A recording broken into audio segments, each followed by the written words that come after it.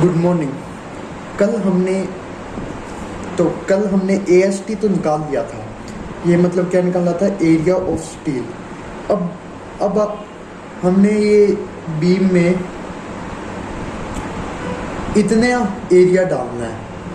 अब इसका check point होता है सबसे पहले चेक। इसमें चेक क्या करना होता है कि हमें एक तो एरिया मिनिमम निकालना है, AST मिनिमम, AST मैक्सिमम। मतलब पहले तो हमें मिनिमम एरिया निकालना है, मतलब कम से कम हमने इतना एरिया तो डालना ही डालना है।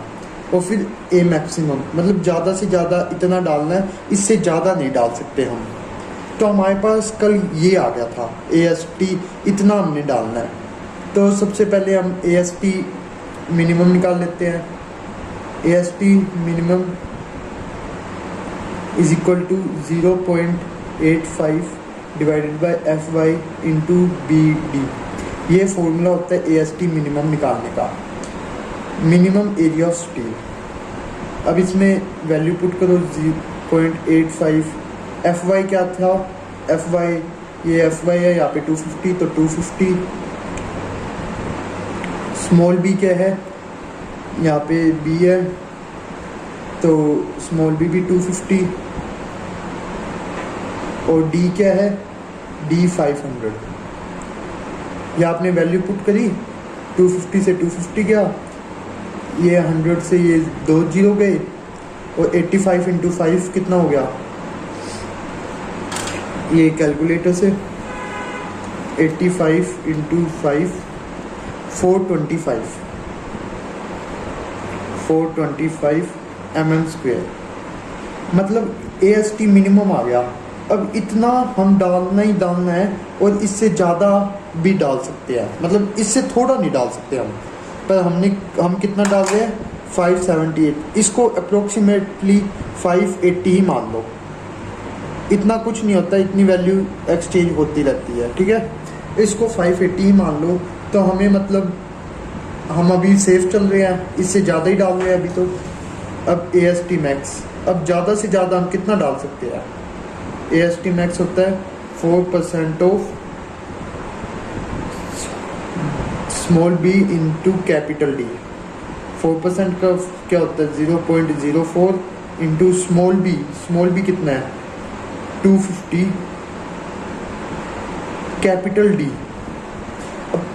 अब 500 मत रख देना, क्योंकि कैपिटल D और स्मॉल d आपको पता है ये होता है इफेक्टिव डेप्थ, कैपिटल D होता है ओवरऑल डेप्थ। अब जैसे ये बीम रही, बीम में ये स्टील डले हुए हैं, ये इसकी न्यूट्रल एक्सिस। स्मॉल d कहाँ तक होती है? ये जो बीम के बीचों में से जा रही है ना एक लाइन, आउटर मोस्ट से लेकर ये बीच तक होता है, ये स्मॉल d होता है। और आउटर मोस्ट से लेकर आउटर मोस्ट तक ये होता है कैपिटल D। इसको कहते हैं इफेक्टिव डेप्थ, इसको कहते हैं ओवरऑल डेप्थ। तो हमें ये रखनी है इधर। अब और हमें ये पता है, स्मॉल d पता है, स्मॉल d कितना है? 500। और एक ये टेबल, आपको ये टेबल भी याद रखनी है कि बीम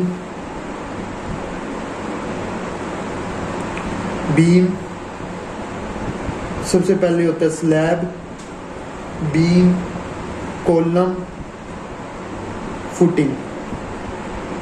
ये होती है, इसमें कवर की इतनी वैल्यू हमें ये याद रखनी है, ये याद रख लो। होता है 20, 25, 40 और ये 50, ठीक है। ये याद रख लो, ये याद रखिए। अब हमने बीम में 25 होती है ये वैल्यू। अब 500 में 25 प्लस करो तो कितना आ जाएगा? 525।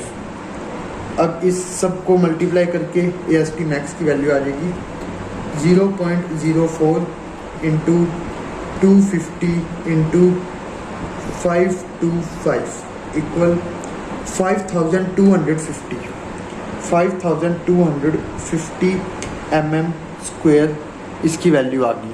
तो अब हमारी बीम हम कितना प्रोवाइड कर रहे हैं, 578, कम से कम कितना प्रोवाइड करवाना है, 425, मतलब सही है अभी तक, और ज़्यादा से ज़्यादा 5250, और हम तो अभी बहुत पीछे है, तो मतलब हमारा ये एरिया ऑफ स्टील सही है, और 580 भी हम इसको प्रोवाइड करवा सकते हैं, कोई दिक्कत नहीं होगी।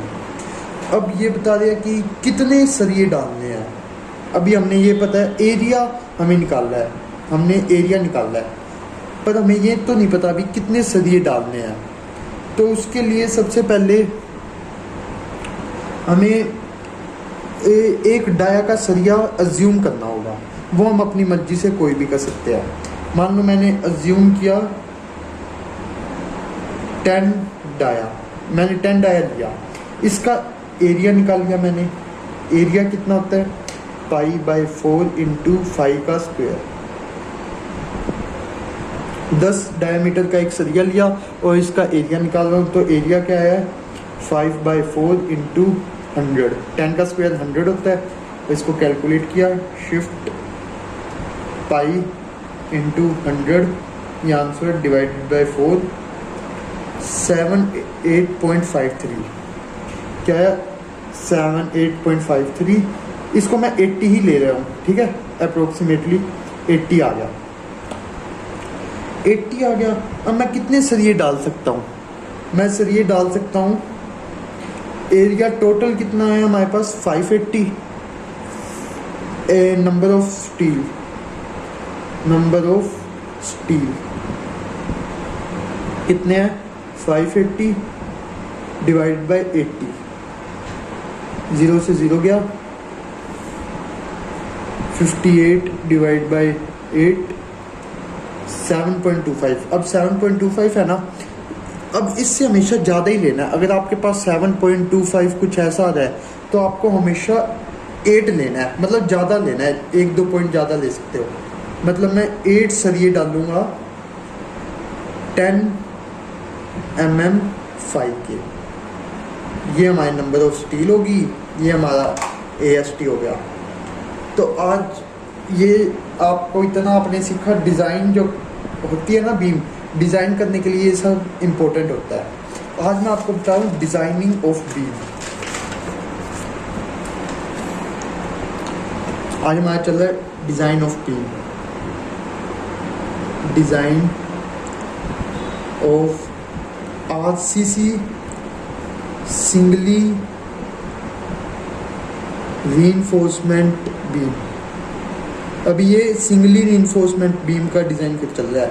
अब सिंगली रीइंफोर्समेंट क्या होता है, मतलब जब एक तरफ वो डले हों, क्या, स्टील, जैसे ये एक बीम है,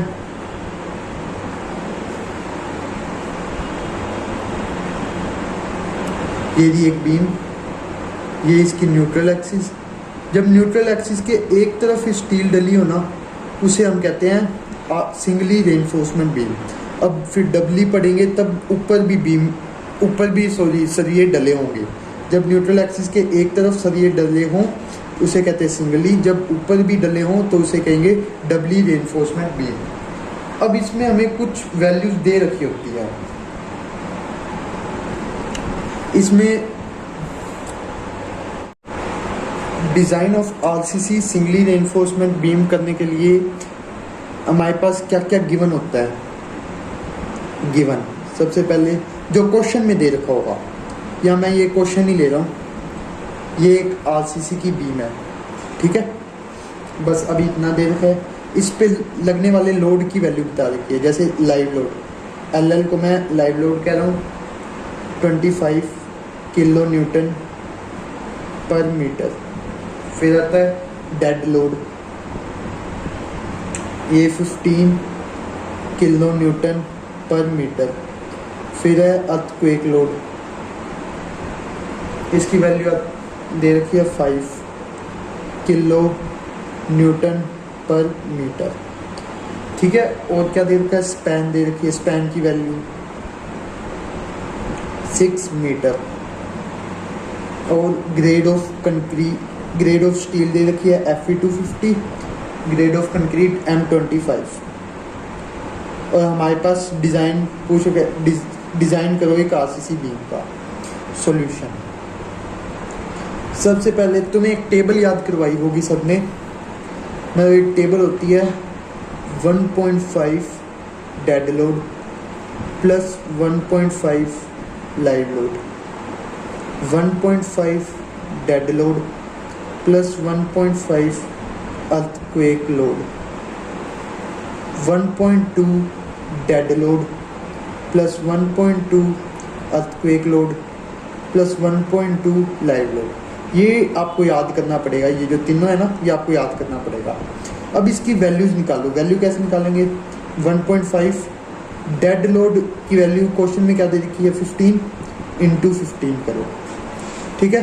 फिर प्लस, बीच में प्लस दे रखा है प्लस, फिर से 1.5 दे रखा है 1.5। लाइव लोड की वैल्यू जो दे रखी है क्वेश्चन में 25, ये 25 रख दो और इक्वल टू ये जो आएगा सोल्व करके ये अभी करते हैं। अभी ऐसे ही इसमें 1.5 डेड लोड की वैल्यू 15 प्लस 1.5 अर्थक्वेक लोड की वैल्यू 5। ऐसे ही लास्ट वाले में 1.2 डेड लोड की वैल्यू 15 प्लस 1.2 अर्थक्वेक लोड की वैल्यू 5 प्लस 1.2 लाइव लोड की वैल्यू 25। इनकी वैल्यूज़ आती हैं, ये मैं अभी निकाल रहा हूँ। सबसे पहले इसकी 1.5 × 15 प्लस ब्रैकेट क्लोज 1.5 × 25, इसकी वैल्यू आती है 60। दूसरे की वैल्यू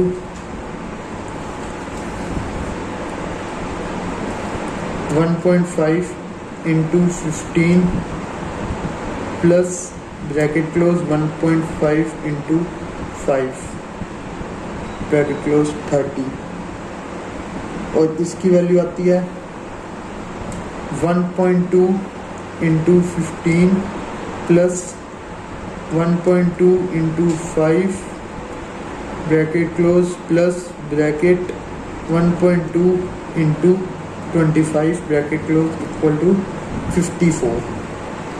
अब आपके पास ये तीनों वैल्यू आ गई। अब इसमें से वो वैल्यू लेनी है जो मैक्सिमम हो।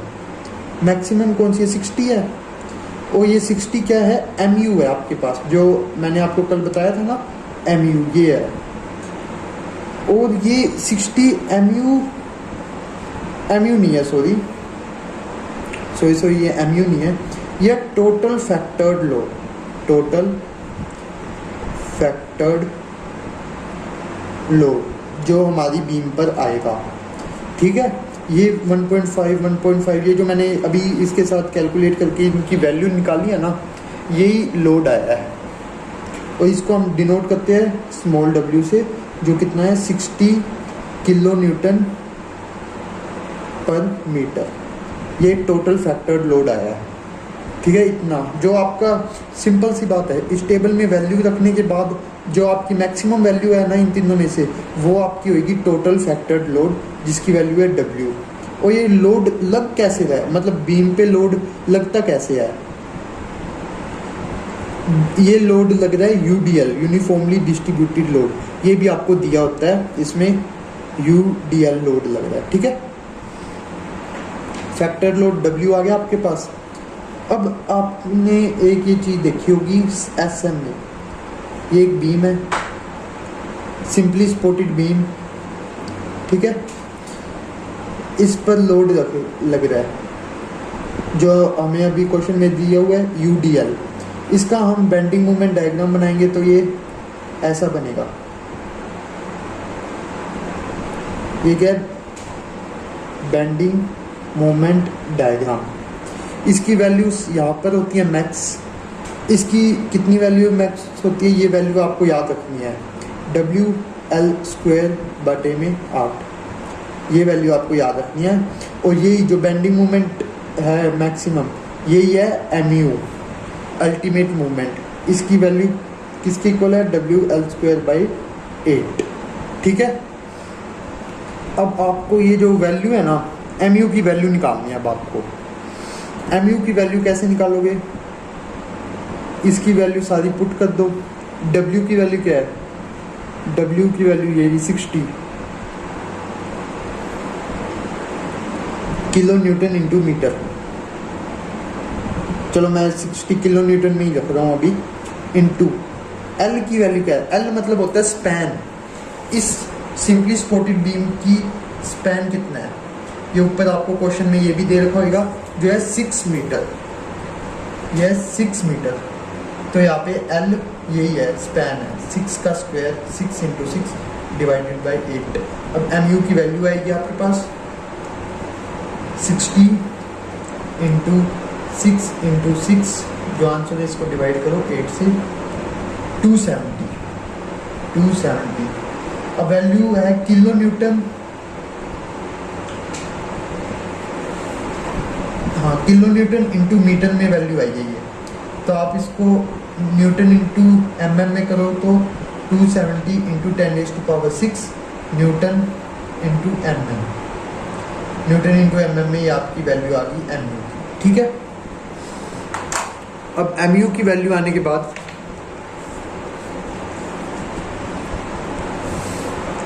एमयू की वैल्यू कितनी आ गई थी? 270 इंटू 10⁶ न्यूटन एमएम। इसमें ही आपकी वैल्यू आ गई थी एमयू की। अब जैसे पिछली बार आपने एमयू में निकाला था, एमयू लिमिटिंग निकाला था ना, इसमें भी एमयू लिमिटिंग निकाला। एमयू लिमिटिंग फॉर FE 250, ये आपको वो पीछे टेबल करवाई थी, उसमें से वो वैल्यू निकाल रहा हूँ। जो आपको कल टेबल करवाई थी ना, उसमें से वैल्यू है ये 0.148 FCK BD स्क्वायर, ये वैल्यू है। इसमें पुट करो सारी वैल्यू। 0.148 FCK की क्या वैल्यू है? ग्रेड ऑफ कंक्रीट कितना दे रखा है? ग्रेड ऑफ कंक्रीट ये रहा M25 grade of concrete, 250 grade of steel.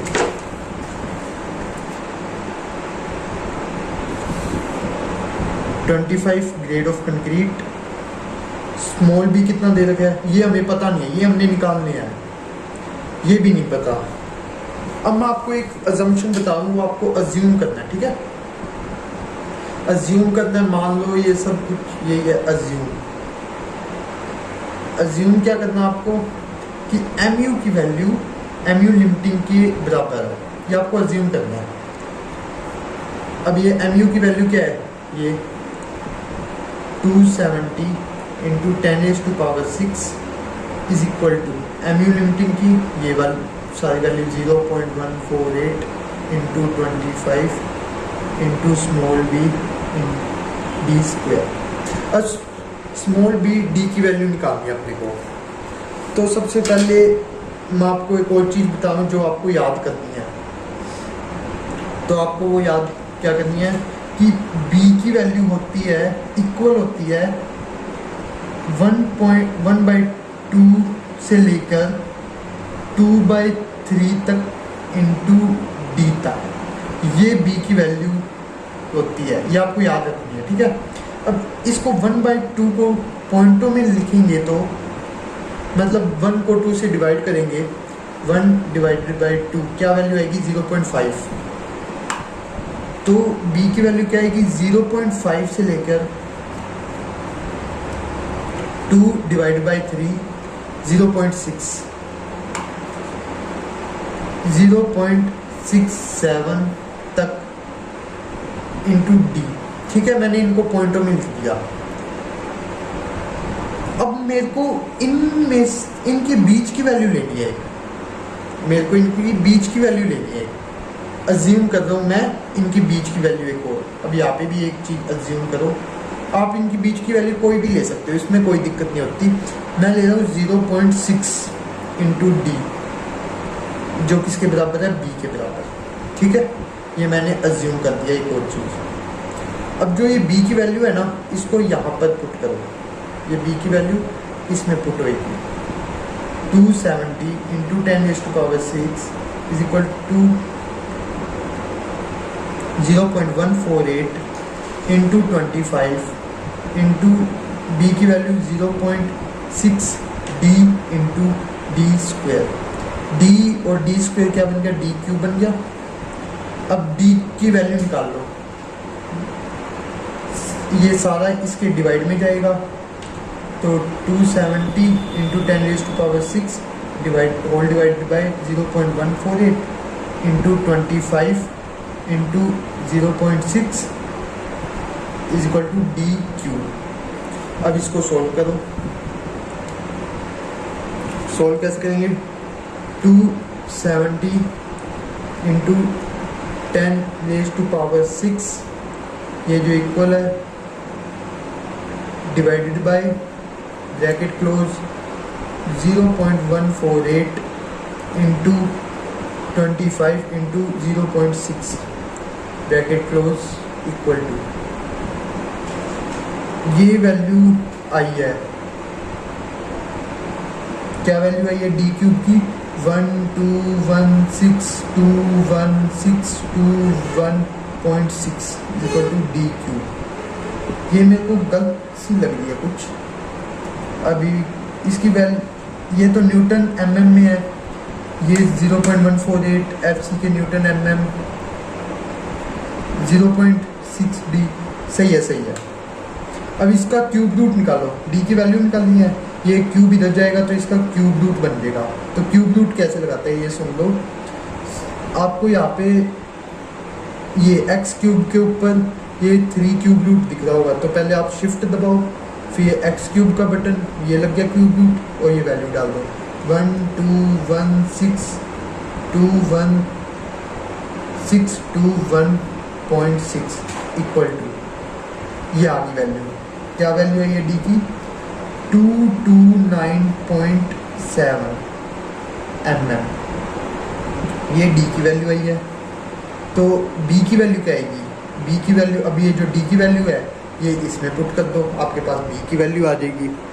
तो इसमें पुट करने के बाद b is equal to 0.6 into 229.7, तो इसमें मल्टीप्लाई करो 0.6 क्या आया 173.82, बी की वैल्यू आई है 173.82 mm।